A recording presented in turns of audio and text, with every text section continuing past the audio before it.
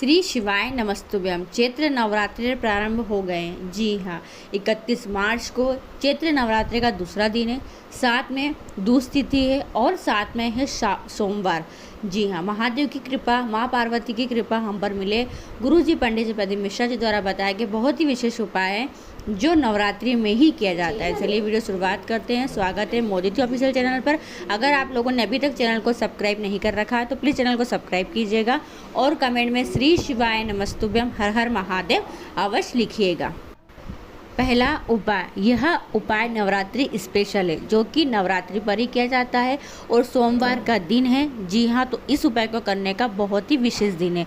गुरुजी पंडित जी प्रदीप मिश्रा जी ने बताया कि जीवन में बहुत दुख हो, बहुत कष्ट हो, बहुत परेशानी हो और दुख समाप्त नहीं हो रहे, कोई भी कार्य आपका बनता ही नहीं है, कोई कार्य आपका ऐसा है जो अटका हुआ है। जी हाँ, कोई ऐसी इच्छा है मन की जो पूरी होती नहीं है, कोई मनोकामना है जो अधूरी पड़ी हुई है, तो महादेव और माँ पार्वती दोनों को मनाना है। आपको इस उपाय को करना है और अपने घर पर ही यह उपाय आपको करना है। आपको क्या करना है, देखिए, अपने घर के गमले में केवल तुलसी माता के गमले को छोड़कर जो भी गमला आपके घर में हो उस गमले में आपको बनाना है 2 शिवलिंग। जी हाँ, यानी कि हमेशा हम एक शिवलिंग का निर्माण करते हैं। क्या करते हैं, गमले की जो मिट्टी होती है उसको उठा लेते हैं और शिवलिंग बना लेते हैं। पर इस उपाय में आपको 2 शिवलिंग बनाना है, यानी कि 2 ढेर ऊपर ऊंचे बनाना है, यानी ना 2 शिवलिंग बना लेना है। जी हाँ, देखिए, आप सोचेंगे 2 शिवलिंग क्यों, तो एक को मानना है माँ पार्वती और एक को मानना है महादेव। जी हाँ, आपको सभी को पता ही है कि वैष्णो माता पिंड के रूप में विराजमान है। जी हाँ, तो आपको ऐसे ही करना है, एक शिवलिंग बनाना है और एक माँ पार्वती का स्मरण करते हुए शिवलिंग को बनाना है। 2 शिवलिंग तैयार करने के बाद आपको अपनी मनोकामना कहते हुए महादेव का जल से अभिषेक करना है, माँ पार्वती का जल से अभिषेक करना है। जी यानी जल समर्पित करना है। चंदन, चावल, अबीर, गुलाल समर्पित कर दीजिए। करने के बाद अब आपको करना क्या है, 5 सफ़ेद पुष्प। जी हाँ, 5 सफ़ेद पुष्प जो शिवलिंग, जो पिंडी को आपने शिवलिंग मानी है उस शिवलिंग पर आपको 5 सफ़ेद पुष्प समर्पित कर देना है और 9 लाल पुष्प। कितने? 9 लाल पुष्प। जिस पिंडी को आपने माँ पार्वती का स्मरण किया है उनके ऊपर आपको 9 लाल पुष्प समर्पित कर देना है। एक दीपक को प्रज्वलित करना है। हाथ जोड़कर महादेव और माँ पार्वती, शिव और शक्ति से अपनी दिल की बात कहना है, अपनी दिल की जो भी मनोकामना है वो कह देना है। जी हाँ, कहने के बाद जब दीपक ठंडा हो जाए, जी हाँ, ये तो आपने पूजन कर लिया और आपने उपाय कर लिया, फिर दीपक ठंडा हो जाएगा। उसके बाद क्या करेंगे, दोनों शिवलिंग का उसी गमले में विसर्जन करना है। जैसे आप लोग पार्थिव शिवलिंग का निर्माण करके करते हो ना, सेम वैसे ही आपको विसर्जन कर देना है। और जो लाल और सफ़ेद पुष्प है वो लाल सफ़ेद पुष्प आपको किसी भी वृक्ष के नीचे रखकर आ जाना है। बस इतना सा करना है। शीघ्र मनोकामना पूर्ति उपाय। चैत्र नवरात्रि चल ही रहे हैं। नवरात्रि में महादेव और माँ पार्वती को मनाने के लिए यह विशेष उपाय केवल नवरात्रि में किया जाता है। सोमवार का दिन है, महादेव का दिन है, इस दिन कर सकते हैं। इसके अलावा 9 दिन के अंदर आप कभी भी इस उपाय को कर सकते हैं।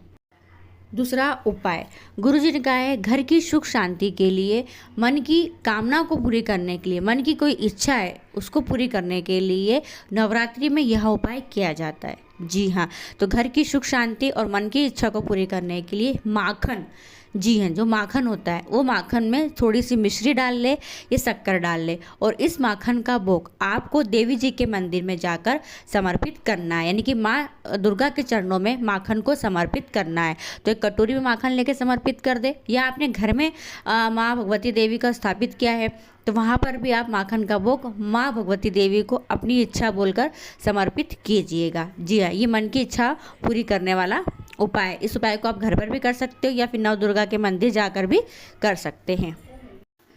तीसरा उपाय, यह उपाय नवरात्रि में किया जाता है मंगल विवाह के लिए। जी हाँ, जिन बच्चों का मंगल विवाह नहीं आ रहा है, विवाह की योग नहीं लग पा रहे, तो मंगल विवाह के लिए नवरात्रि के 9 दिन में आप किसी भी दिन इस उपाय को कर सकते हैं।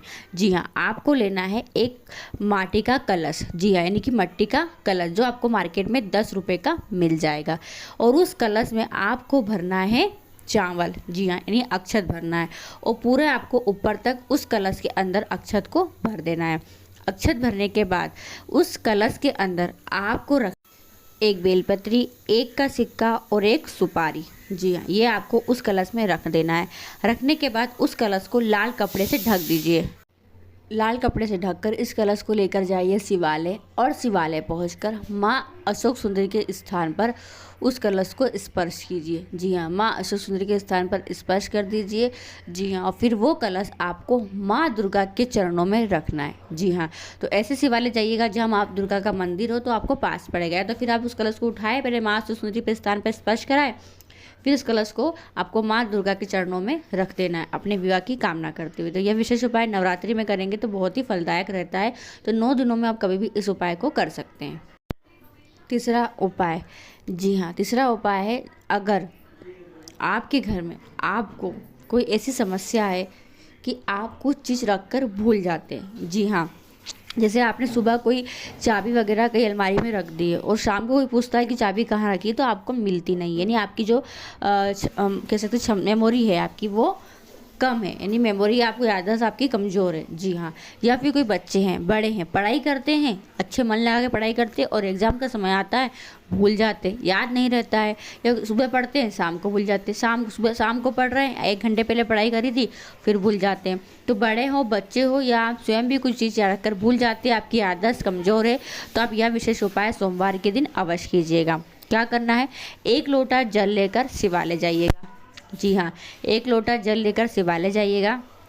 शिवालय पहुंचकर आपको महादेव के शिवलिंग पर 1 लोटा जल समर्पित कर देना है। जी हाँ, जल समर्पित कर देने के बाद आपको उस जल को झेलना है। जी हाँ, यानी कि आपको उस जल को झेल लेना है, अपने हाथ में झेल लेना है, और झेल कर उस जल को आपको नंदी जी के पास आकर, जी हाँ, नंदी जी के पास आकर बैठकर उस जल का आपको आचमन कर लेना है, जल को पी लेना है। बस इतना सा करना है। कुंदकेश्वर महादेव का नाम लेकर जल को पी लीजिएगा।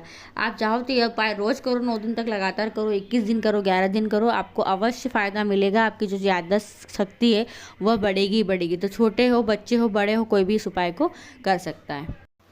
चौथा उपाय, जी हाँ, यह उपाय ऐसा है कि दर्शन कर लेने मात्र से आपकी मनोकामना पूरी हो जाती है, आपके जीवन के दुख समाप्त हो जाते हैं, जीवन के कष्ट समाप्त हो जाते हैं। जो शरीर रोगीला हो, कोई परेशानी हो जो काफ़ी समय से आपकी पूरी नहीं हो रही है मनोकामना आपकी, तो आप यह उपाय करिएगा नवरात्रि में ही। जी हाँ, केवल दर्शन कर लेने मात्र से गुरुजी ने कहा है आपकी वह मनोकामना पूरी हो जाएगी। क्या करना है, देखिए, जहाँ पर भी माँ भगवती देवी की पूजा अर्चना होती है, या जो मंदिर है, या फिर आपके घर में भी अगर आप पूजा करते हैं और वहाँ पर भी ज्वारे बोते हैं, जी हाँ, ज्वारे बोते हैं और ज्वारे थोड़ी बड़ी हो जाती है, हरी हरी हो जाती है पूरी ज्वारे, उस ज्वारे के दर्शन कर लेने मात्र से, जी हाँ, केवल ज्वारे को दर्शन कर लो, देख लो, अपनी मनोकामना बोल दो देखकर, तो आपकी वह मनोकामना पूरी होती है। जीवन के दुख कष्ट धीरे धीरे समाप्त हो जाते हैं। तो ये कुछ विशेष उपाय थे जो आप सोमवार के दिन नवरात्रि के महीने में ही करने वाले उपाय, नवरात्रि के 9 दिनों के अंदर ही करने वाले उपाय जो आप कर सकते हैं। वीडियो पसंद आती है, आपके लिए उपयोगी रहती है, तो वीडियो को और लोगों तक ज़रूर शेयर कीजिएगा। श्री शिवाय नमस्तुभ्यम। हर हर महादेव।